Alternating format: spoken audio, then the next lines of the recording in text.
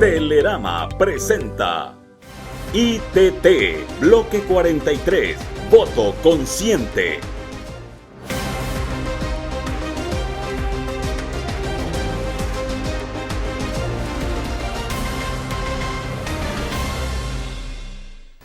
Buenas noches, televidentes en todo el país. Bienvenidos al quinto programa sobre la consulta popular ITT Bloque 43, Voto Consciente.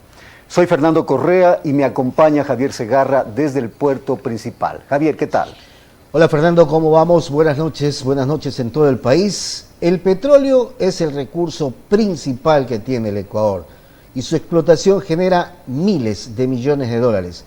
En las próximas elecciones, los ecuatorianos deberán tomar una decisión histórica: proteger el territorio del Yasuní dejando el crudo bajo tierra o permitir que se continúe con la extracción y la venta del petróleo. Así lo dispone obviamente la consulta popular que está impulsada por el colectivo Yasunidos.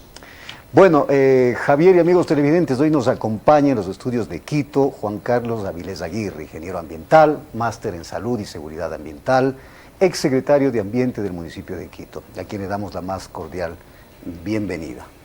Muchas gracias Fernando, muchas gracias a los televidentes. Javier, allá en Guayaquil, un fuerte abrazo.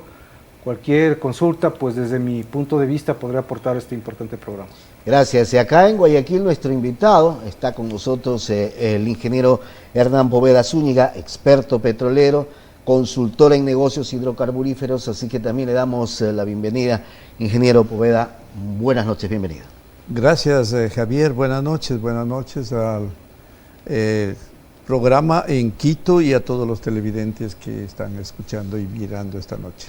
Y aquí empezamos porque la verdad que es un tema que lo hemos venido analizando y este es el siguiente de los 4 o 5 programas que hemos tenido. Vamos a ver y a revisar, mejor dicho, un reportaje de nuestra sala de redacción que nos muestra la campaña de un grupo de ambientalistas y comuneros guauranis que marcharon justamente por la ciudad de Guayaquil buscando apoyo para la próxima consulta popular. Llegaron desde la Amazonía a Guayaquil para levantar su voz en defensa de la que consideran su casa. Son delegados de diferentes comunidades guauranis quienes impulsan el voto por el sí en la consulta popular que el próximo 20 de agosto deberá ser respondida por los ecuatorianos y decidir si se continúa o no con la extracción del petróleo en el Yasuní. Los guardianes de la biodiversidad han pisado nuestras calles descalzos, cantando alegres, con el propósito de pedir la solidaridad de la sociedad costeña y guayaquileña. Ellos conforman el colectivo Sí al Yasuní y con esa consigna desfilaron con sus atuendos tradicionales. Dicen defender su hábitat, su historia y el legado que podrán heredar las nuevas generaciones. Como jóvenes indígenas, nosotros nos hemos unido a la lucha de nuestros antepasados, de nuestras comunidades, de nuestros territorios.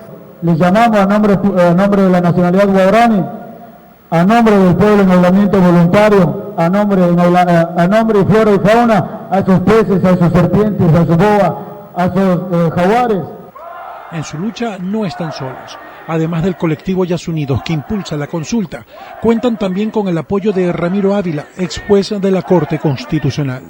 No les creo a la empresa petrolera y a las empresas privadas y al Estado de que el petróleo nos va a sacar de la pobreza y de la miseria. Queremos como jóvenes hoy cambiar este país y comenzar a construir un nuevo Ecuador, pensar en un Ecuador post-petrolero.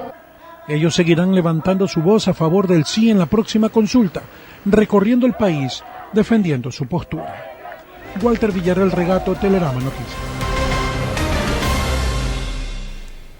Bueno, vamos a iniciar este diálogo precisamente acá en Quito con Juan Carlos Avilés Aguirre, ingeniero ambiental, máster en salud y seguridad ambiental, a propósito de lo que hemos visto en este video, de esta manifestación de gente pues que ama la naturaleza, quiere proteger el ambiente y bueno, está en contra de que se siga con la explotación petrolera. Pero Juan Carlos, quería preguntarle, la pregunta tal como está planteada, ¿lleva a inducir hacia algo? Nuevamente, buenas noches, bienvenido.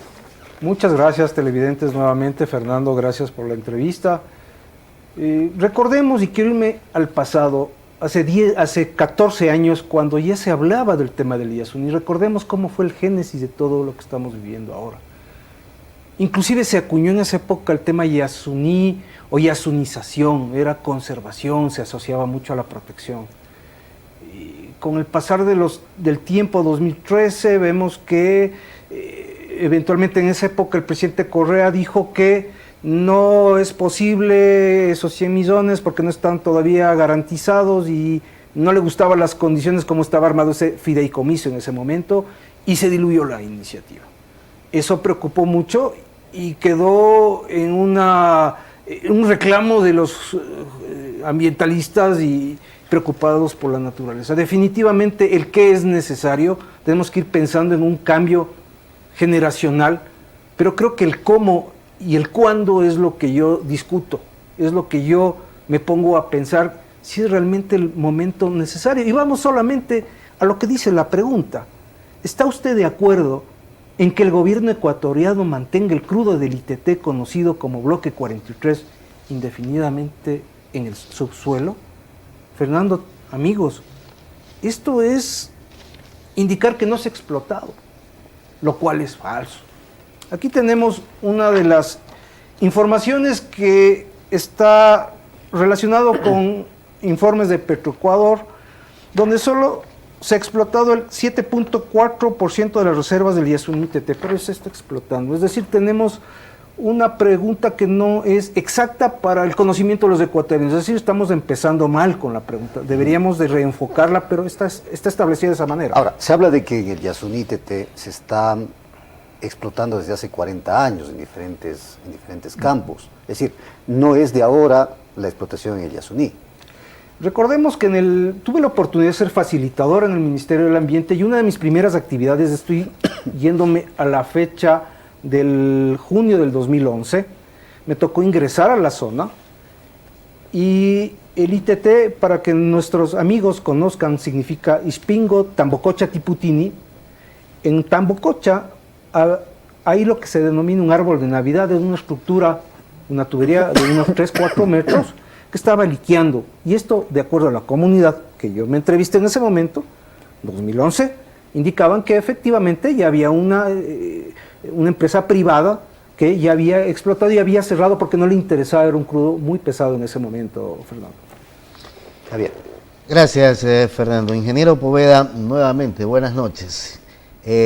Aquí lo que hay que preguntar, si conviene o no conviene, tal como establece la pregunta, dejar el petróleo bajo tierra o seguir explotando. En base a lo que dice esa pregunta, y usted que conoce bien el tema, se lo pregunto, ¿cuál es su respuesta? Gracias, Javier, buenas noches. He escuchado con atención la propuesta o los enunciados de Juan Carlos, y yo tengo que hacer una breve historia. Por favor. La compañía Shell, en los años 40, a finales de la década de los 40, ya perforó un pozo en el campo Tiputini. Luego de la Shell perforó también la compañía Minas. En la misma época, es decir, en los años 40 del siglo pasado. Ellos encontraron petróleo, pero el petróleo que encontraron obviamente era un petróleo denso, un petróleo viscoso, y a la vez la misma compañía que operaba en el lago de Maracaibo en Venezuela encontraron pues condensado y un petróleo muy liviano y de mucho mejor valor comercial. Entonces dejaron la exploración en el Ecuador y pasaron a concentrarse en Venezuela. Bien, la pregunta, ya entrando en el tema, la pregunta es totalmente extemporánea, porque en cierta manera se basa en una realidad de explotación petrolera que era sucia, que era contaminante hace 10 años y atrás más todavía. Pero ahora la realidad es diferente.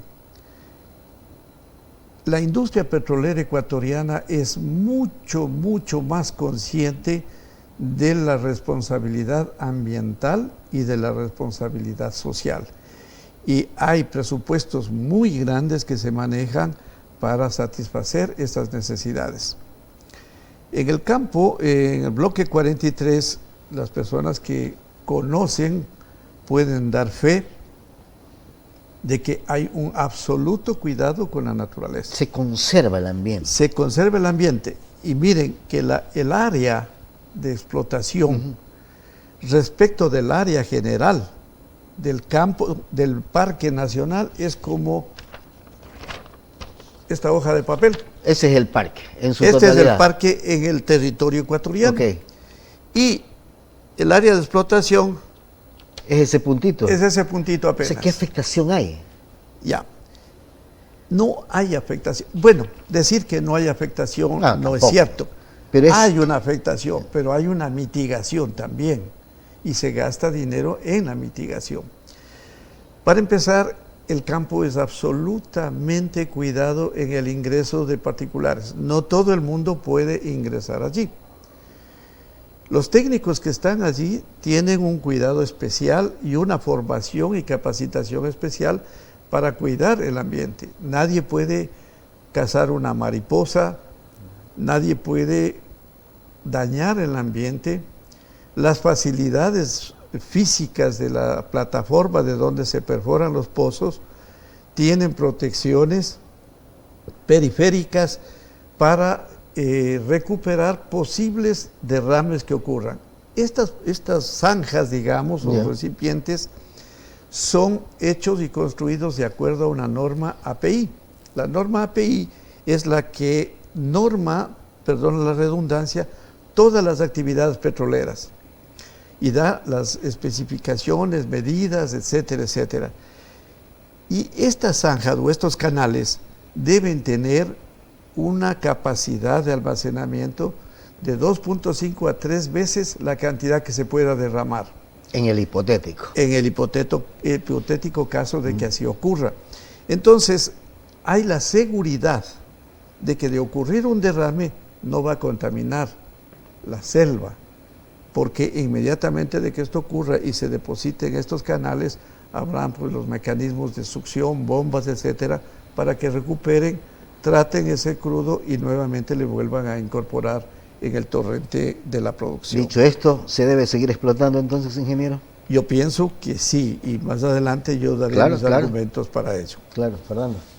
Gracias, Javier. Sí, quería consultarle precisamente al ingeniero Hernán Poveda sobre precisamente el área que se está explotando en este momento en el Yasuní, porque nos dieron un dato de que en 1 millón de hectáreas, que entiendo yo es más o menos 1 millón de hectáreas que es el área del Yasuní, hay una autorización para explotar en 300 hectáreas, y de esas 300 solamente se está explotando en 60 hectáreas. ¿Usted cuenta con algún dato adicional o confirma esta información, ingeniero? Así es, Fernando. El área no llegará a las 200 hectáreas desarrollando todas las plataformas que hay que poner allí, que no son muchas, para de allí sacar todos los pozos, no llegará a las 100, 200 hectáreas, es decir, es el 0.01, es decir, es el 1 por 1000. Por eso digo que es en una hoja de papel, es apenas un puntito. Y un puntito, en el resto está distribuido toda la selva que es intocada, no se le ha tocado, no se le topa ni se le topará. Y allí están pues los pajaritos, los jaguares, las culebras, las mariposas y todos los animales de la riquísima biodiversidad que Dios nos ha regalado en ese campo y en ese parque. Bueno, vamos a seguir desarrollando la entrevista, pero yo tuve la oportunidad de consultarle a Jaime Guevara, exprefecto de la provincia de Pastaza, cuál es la posición de ellos, considerando que el 40% del Yasuní se encuentra en Pastaza. Y esto fue lo que respondió, veamos. Y lo que nosotros señalamos que también deberían escucharse una opinión desde la perspectiva de los amazónicos. En el caso práctico nuestro, esa pregunta, en la forma que está lanzada, primero está extemporánea, no está guardando coherencia con la temporalidad cuando debían hacerlo. Segundo, da muestras que el país no tiene una planificación para decir cuándo vamos a salir de esta matriz energética. Y tercero, ¿quién va a compensar los recursos que son parte del erario nacional?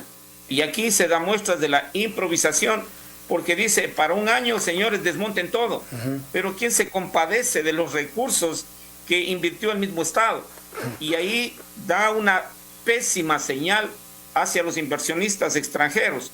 Lo que no se dice, el Parque Nacional Yasuní tiene una extensión de 1 millón de hectáreas.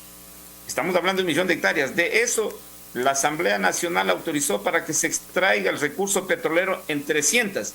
De esas, en este momento, el bloque 43 del ITT se está haciendo la actividad extractiva en apenas 8 hectáreas. Si usted lo hace el comparativo de lo que constituye el 1 millón de hectáreas versus lo que se está extrayendo, es menos del 0.01% de la extensión. Claro. Y ahí, entonces, a ver, es una posición muy importante de los grupos ecologistas, pero nadie dice cómo se va a nutrir los espacios para los gobiernos seccionales. Y ahí nosotros señalamos cómo se va a suplir la falta de ingresos, no solamente para un sector, para el país en su conjunto. Bueno, esto es lo que dijo Jaime Guevara, exprefecto de Pastaza. Ahora, Juan Carlos, usted decía que tuvo la posibilidad de participar cuando fue funcionario del Ministerio del Ambiente en la socialización del tema ambiental, precisamente a propósito de la explotación en el bloque 43. ¿Y cuál fue la respuesta? ¿Cómo fue esta socialización y cuál fue la respuesta, entiendo yo, de la comunidad que es la principalmente involucrada?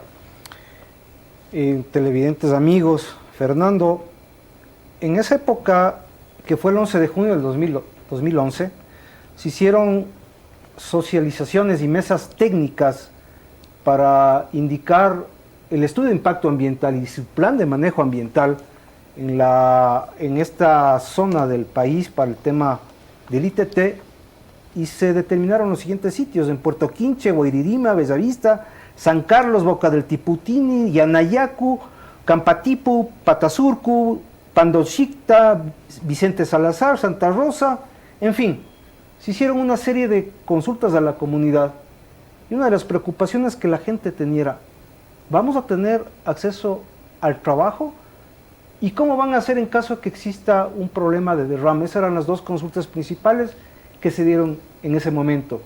Y nosotros, como facilitadores en ese momento, lo que hacíamos era: señores de Petroecuador, Petroamazonas, tengan la amabilidad de explicar cómo se va a solucionar en caso de un evento no previsto. Obviamente que esto tomó un tiempo, un tema técnico de esa magnitud, y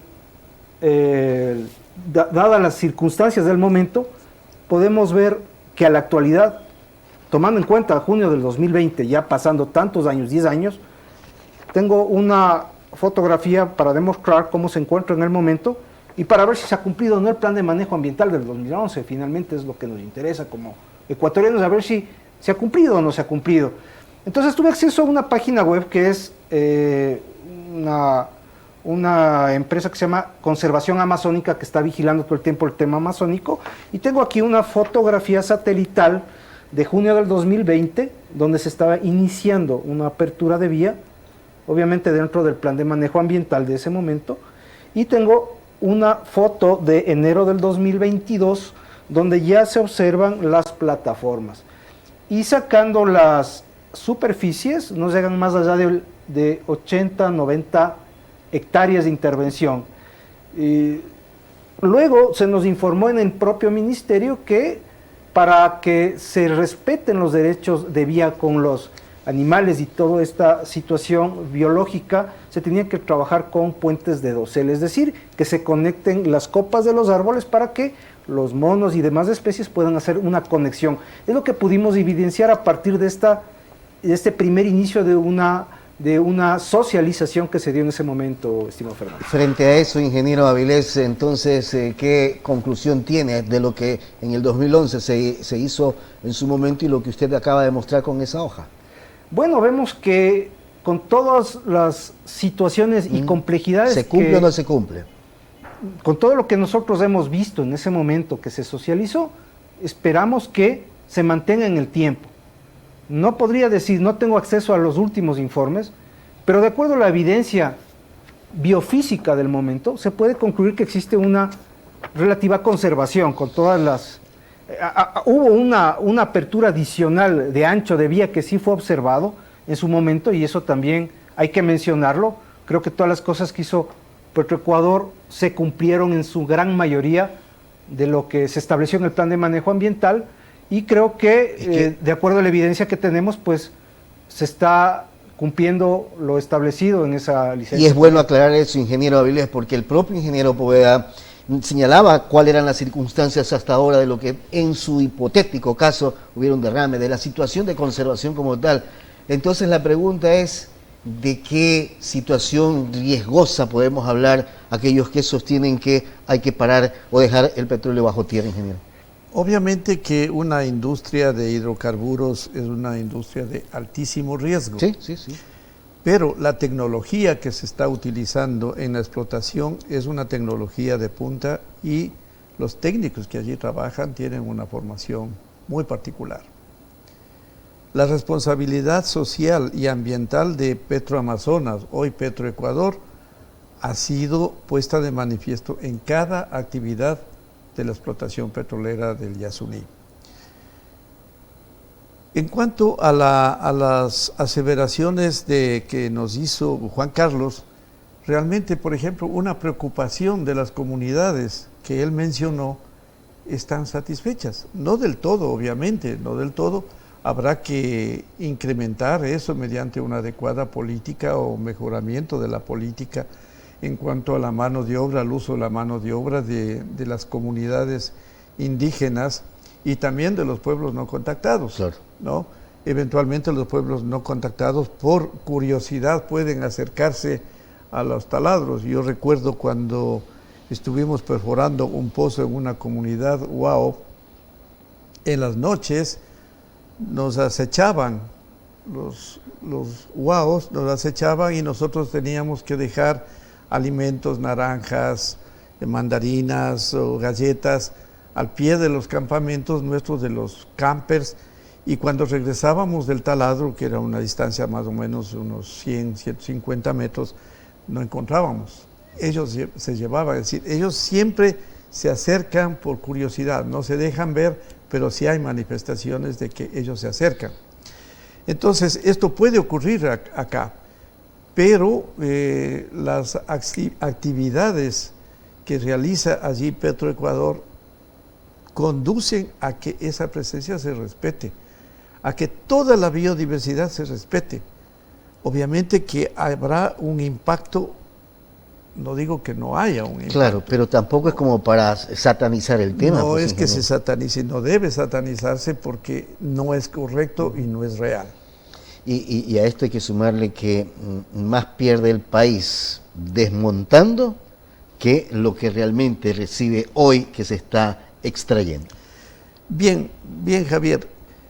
Yo no quiero hablar de cifras. No. Por una razón. Pero hay que decirle a la gente. Sí, por una razón. Yo lo que quiero es informar a que el ciudadano común que no sabe dónde está el ITT, que no sabe qué es el ITT, que no tiene mayor información, lo pueda conseguir en este tipo de entrevistas, sí, en este tipo para eso de charlas, este programa, ¿no? Para que pueda votar de la manera más apropiada y en base a un conocimiento, ¿no? No porque me dijeron, no porque me contaron, sino porque yo estoy convencido de que así debe ser. O voto por el sí o voto por el no. Entonces, la pregunta, decía, ¿es extemporánea? ¿Es ambigua? Y sobre todo no es práctica. La ejecución de la respuesta no es práctica. En ambos casos. En el un caso, porque no es fácil desmontar, suspender las operaciones y desmontar, y en el segundo caso porque es necesario mejorar la política económica de la explotación petrolera. Ingeniero, permítame ir a una pausa comercial y enseguida estamos dialogando nuevamente con nuestros invitados en este programa especial que siempre lo hacemos con el objetivo, como bien decía el ingeniero Poveda, que el televidente conozca lo que realmente se está preguntando en la consulta popular. Ya volvemos.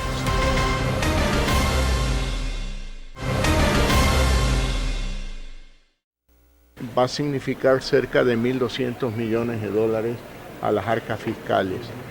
Pues habrá que pensar de qué manera se sustituyen esos ingresos, porque son necesarios tanto para la lucha contra la desnutrición crónica infantil, para el presupuesto de salud, presupuesto de educación, presupuesto de seguridad.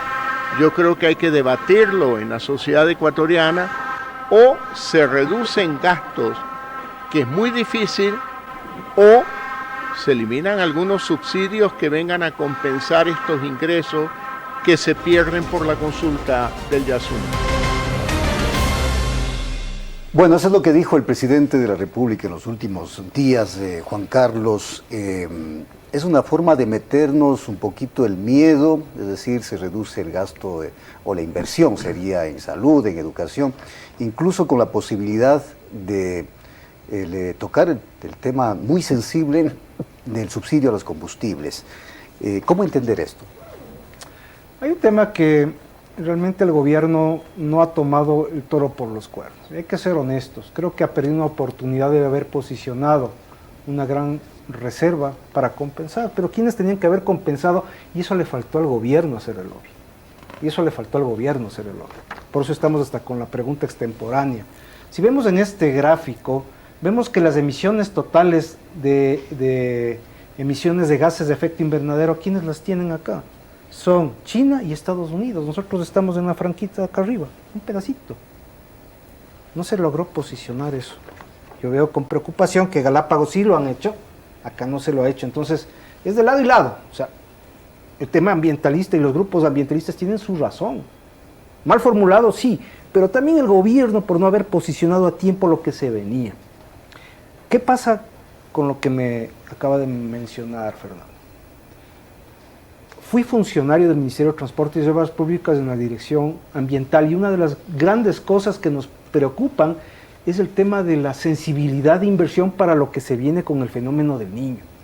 Se ha cogido deuda, 225 millones de dólares, para cubrir lo que se va a venir.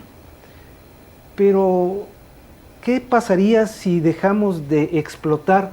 Muy probablemente esos recursos van a ser más graves para el déficit que se va a venir por el tema que estamos conversando.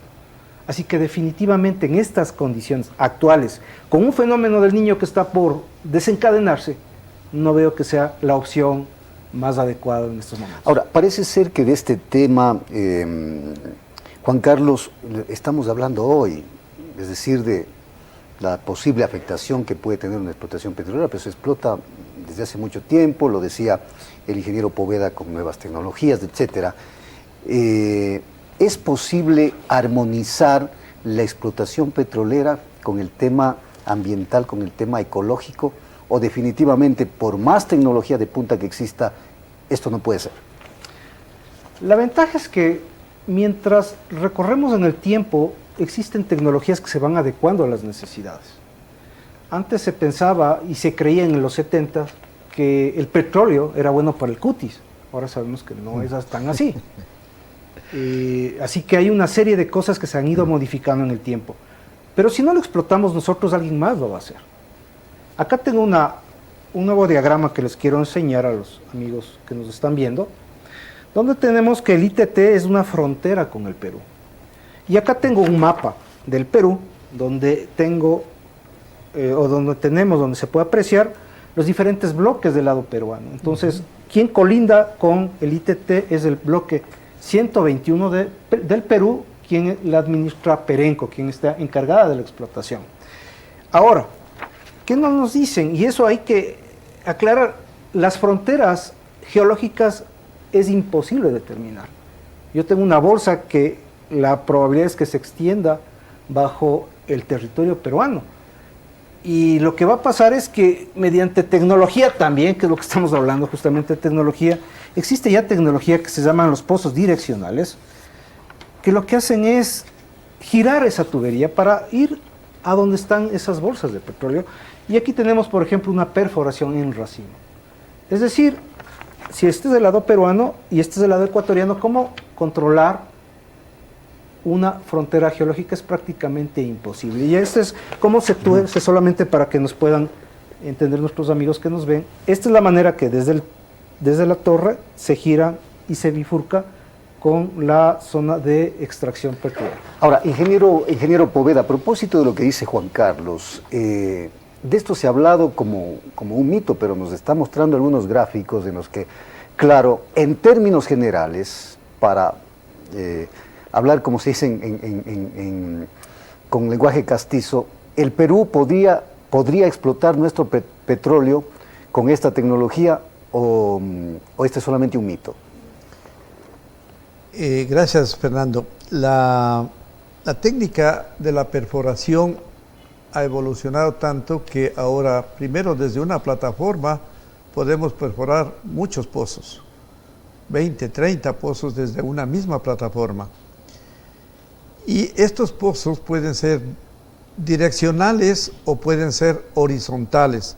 Los pozos horizontales son los que a cierta profundidad alcanzan un nivel, el nivel generalmente objetivo, que es una arena saturada de petróleo, de agua y de gas, y se puede navegar desde la superficie con la broca, dirigirla a la broca para que siga ese horizonte kilómetros adelante en el interior del yacimiento. Y pues desde la superficie con el sistema de bombeo de levantamiento artificial se puede sacar el petróleo. Pero yo decía que no conozco un mapa en el que se extienda el yacimiento hasta el Perú. Tampoco conozco la información peruana en la que diga pues que esos yacimientos del Perú también entran al territorio ecuatoriano. Habría que ver una forma de cooperación entre Ecopetrol, digamos entre Petroperú y Petroecuador, para poder compaginar información, compartir información y poder establecer qué tipo de relación hay después de la frontera política, porque en la frontera política cruza el Parque Nacional. Y eso, como bien lo dijo Juan Carlos, los yacimientos se extienden y tendremos Pero dada la tecnología se podría de parte del Perú extraer el petróleo del lado ecuatoriano. Así es, y con geofísica, con la sísmica, estudiando la sísmica 3D, podríamos definir dónde están los cuerpos porosos y permeables saturados de petróleo. Si se deja el petróleo bajo tierra, el que sale beneficiado es el vecino del sur, punto uno. Entonces, como también decía el ingeniero Avilés, ahí hay temas muy puntuales, y me refiero, y lo conversábamos antes de entrar acá al programa, ingeniero, lo del fenómeno del Niño, la situación económica del país, lo que se requiere para... no podemos perder esa necesidad económica que tenemos hoy en día con la extracción del petróleo para solucionar problemas como estos. Así es, yo pienso que la pregunta malhadadamente hecha y formulada esta vez es extemporánea, anacrónica, es extemporánea, no es precisa. Y por un lado, yo prefiero ahora el tener frente a una incertidumbre. Claro. Escuchaba ayer una entrevista a un miembro del grupo de los Yas Unidos, en el que decía que hay grupos o organismos multinacionales que lo que quieren es que nosotros dejemos de explotar el ITT y a cambio darnos una compensación económica para que eso ocurra. ¿Compensación que con bonos? No sé cómo sea esa compensación, pero ahí es cuando yo pienso, ¿qué significamos para el mundo? Y esa producción minúscula de 50 o lo que sea del ITT no significa nada para el mundo. Como para que nos den a cambio de... Que nos mimen y que nos traten de conquistar. A lo mejor nos conquistan, a lo mejor gana el sí, nos conquista y dejamos el petróleo abajo. ¿Y qué pasamos nosotros acá? ¿Qué sucede en el Ecuador? No tenemos dinero porque esto es una acción inmediata. Totalmente. Es inmediata. No vamos a tener dinero para soportar los efectos del fenómeno del Niño. No vamos a tener dinero para soportar los gastos que necesitan los hospitales, los colegios, las escuelas, la vialidad.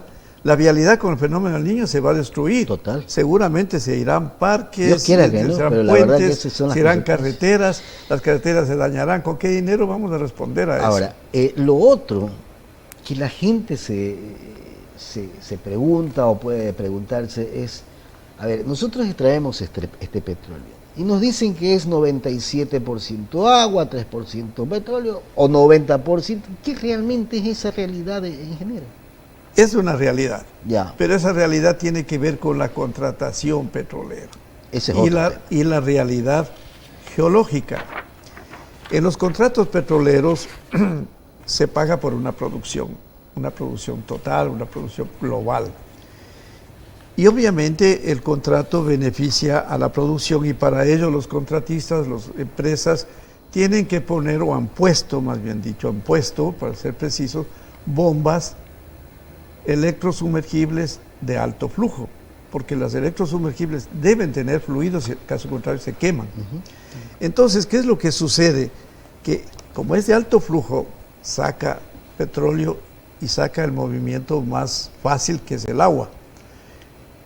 Pagamos nosotros para producir el petróleo, para producir el agua, para tratar el agua en superficie y para volver a reinyectar el agua a los campos. O sea, inyectar como mecanismo de elevar presión y de mantener la producción, o una inyección a niveles superiores para no botar esa agua al ambiente. Entonces, efectivamente hay esa relación de saturación de agua de 80-90% de agua. Fernando. Sí, Javier, gracias. Y a propósito de los temas ambientales, Juan Carlos, ¿qué es lo que tendría que hacer? Bueno, hay una decisión de la Corte Constitucional para que en un año, en el caso de los abandonos del pozo, si es que gana el sí, se tenga que dejar eso como estaba. ¿Eso es posible en la práctica? En un año cerrarlos, como se dice, echar tierra bajo los pozos, reforestar, las vías incluso tienen que quedar nuevamente reforestadas, es decir, una serie de situaciones. ¿Y cuánto le costaría eso al país? Me encantaría, como ingeniero ambiental que soy, que eso pasara, pero la realidad no es eso. La realidad es que hay un plan de manejo ambiental, que en caso de que gane el sí, hay un capítulo específico que se llama Plan de Cierre y Abandono. Pero lo que no se dice es que un año es suficiente para que no liquee. Tenemos el ejemplo que comentamos al inicio, Tambococha. Tambococha viene liqueando desde el año 1971, cuando dijeron no nos conviene este petróleo y lo cerramos, pero está liqueando. Sí. Entonces, ¿qué es lo que pasa? Usted va a poder producir especies chiquitas, pero árboles comienzan a morirse. ¿Por qué? Porque en el subsuelo ya encontramos petróleo. Entonces, desde el punto de vista conceptual, tener un año es insuficiente. Deberíamos de tener, inclusive conceptualmente debería llamarse plan de cierre, abandono y vigilancia. ¿Vigilancia qué significa? Deberíamos de tener estaciones intermedias de monitoreo permanente, y eso al país le va a costar. Yo creo que le va a costar tanto como tener un subsidio, que es lo que se está teniendo en estos momentos. Entonces, en caso de que gane el sí, va a tener que invertirse muchísimo en esta vigilancia, muchísimo en el plan de cierre y abandono, y un año no va a ser suficiente. Sí creo que hay que pensar bien esta pregunta, creo que nos jugamos una nueva etapa, creo que la economía en sí tiene que ya cambiarse para que nos lleve a la reflexión, aprovechando esta pregunta, que la economía no se puede basar solamente en el dinero, sino que tiene que haber una estructura, un cambio en la estructura financiera mundial global, pero que también apoyen a la gente del norte. Los países deudores de gases de efecto invernadero son los responsables, pero es todo un esquema, un compromiso, y no solamente que nosotros nos quieran ver como lo más chiquito y los más sensibles en este tema, que es muy importante, pero sí que se tome en cuenta también lo que nosotros estamos expresando con este video. Pero si no se puede desmontar o cerrar el bloque 43 o las plataformas, las perforaciones en el bloque 43 en un año, ¿cuánto podría tomar este proceso? Porque claro, si gana el sí, el gobierno que venga tendrá que hacerlo, tendrá que cumplir lo de la Corte Constitucional, pero si no lo hace estaría infringiendo, diríamos, una disposición de la Corte Constitucional. Entonces, ¿en cuánto tiempo se podría hacer eso? Es permanente, no nos engañemos. Esto del abandono no es así, no es un año, es permanente. Solo pensemos el hierro cómo se va oxidando en el tiempo. Imagínense en el subsuelo. Está más expuesto a la lluvia, al agua, etcétera, por lo cual es imposible tener un año. Tiene que ser una estrategia de inversión permanente si queremos hacer bien las cosas. ¿Quién va a suplir ese dinero? Esa es la pregunta que yo me hago. Bueno, vamos a seguir en este diálogo con nuestros invitados. Juan Carlos Avilés, ingeniero ambiental, además del ingeniero Hernán Poveda, experto petrolero, en este espacio sobre la consulta popular ITT Bloque 43, voto consciente. Hacemos una pausa, ya volvemos con eso.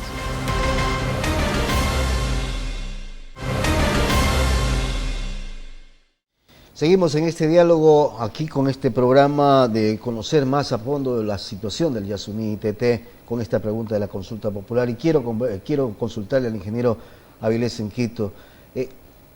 La posición que tienen los ambientalistas, yasunidos, como quieran llamarse, ¿tiene su razón de ser o qué es lo que realmente ocurre con él? Hay una fuerte preocupación global sobre lo que existe ahí. Sabemos que Ecuador es una de las regiones más biodiversas del mundo y eso no hay como desconocer. Sabemos la importancia de cada metro cuadrado en estas zonas muy sensibles. Creemos que haber posicionado a nivel global el tema de yasunificación es un tema que antes no se lo escuchaba y es algo que es importante mencionarlo en la actualidad como una manera de ir hacia un cambio de la matriz energética. Me preocupa sí las posiciones radicales. Creo que las posiciones radicales en todo aspecto de la vida humana conducen a tener no claridad en la vida, y eso creo que a nuestro país en este momento, dada la circunstancia política, que vamos a elegir un nuevo presidente y nuevas autoridades en la Asamblea, por este tema de la muerte cruzada, y combinarlo con algo tan sensible que afecta directamente al ingreso del país y sobre todo a la institucionalidad jurídica de nuestro país, tan venida menos por una serie de cosas que hemos visto, no veo que sea el momento. Sin embargo, creo que esta discusión tiene que tener el claro compromiso de los aportantes o de los deudores de deuda ambiental, que son, insisto, los países del norte y quienes son los que más contaminan a nivel global. Ahora, ingeniero Poveda, ya se ha dado algunos datos de lo que podría significar en cifras el dejar de explotar en el Yasuní. Se habla de 1.300, 1.200 millones al año al presupuesto del Estado. Se habla de que el abandono del campo más lo que se dejaría de explotar, que son más o menos 300 millones de barriles que estarían en estos campos, darían más o menos una cifra de 16.000 millones de dólares. Es decir, hay cifras y cifras. El tema en este momento es de darse precisamente el cierre de las plataformas petroleras en la zona del Yasuní. ¿Tenemos alternativas? Es decir, ¿hay con qué compensar eso? ¿Cómo lo ve usted? Gracias por la pregunta, es muy interesante. En primer lugar, yo quiero felicitar a Juan Carlos y estoy de acuerdo con él en sus apreciaciones, pues son muy claras, muy precisas. En segundo lugar, en realidad las cifras, no nos vamos a poner de acuerdo en las cifras, por una sencilla razón. Las cifras se están calculando, se están definiendo en función de tres parámetros, que es el precio internacional del crudo, la cantidad de producción que estamos vendiendo y estamos en función de la distribución de esa riqueza. Yo podría decir aquí, por ejemplo, que en el campo ahorita estamos con un factor de recobro de un 15%, pero estamos con una producción con un levantamiento artificial mediante bombas.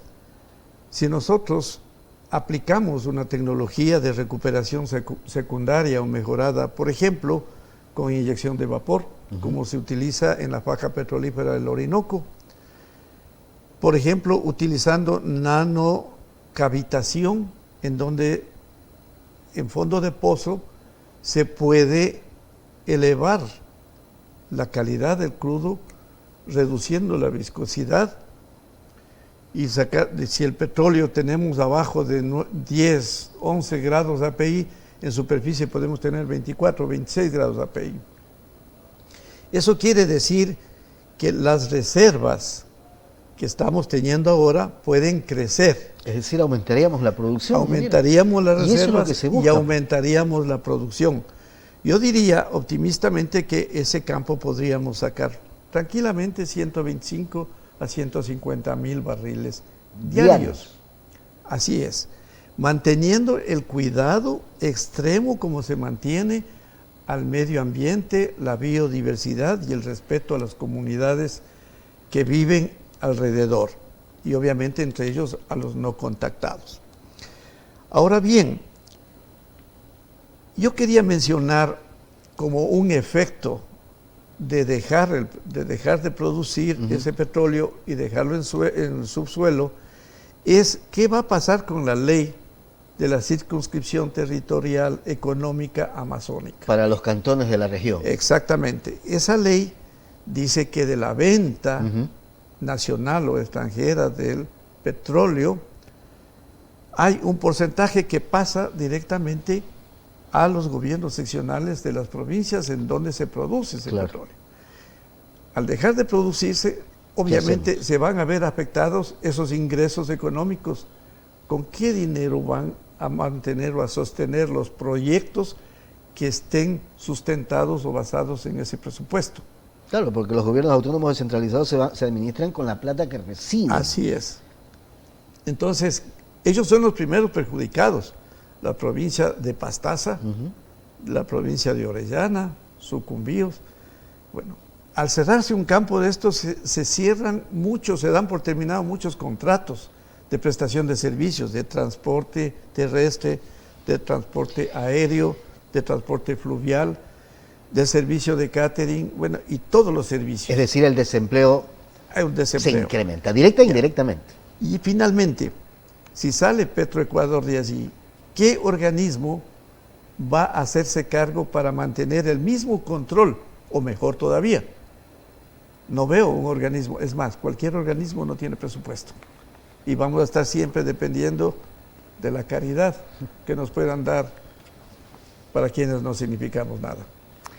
Ahora, Juan Carlos, en este momento está de moda el ecologismo, el ambientalismo, incluso los candidatos a la presidencia de la República ya se declaran ecologistas, ambientalistas, quizá la mayoría de ellos ni siquiera reciclan la basura, pero bueno, en el discurso suena bien.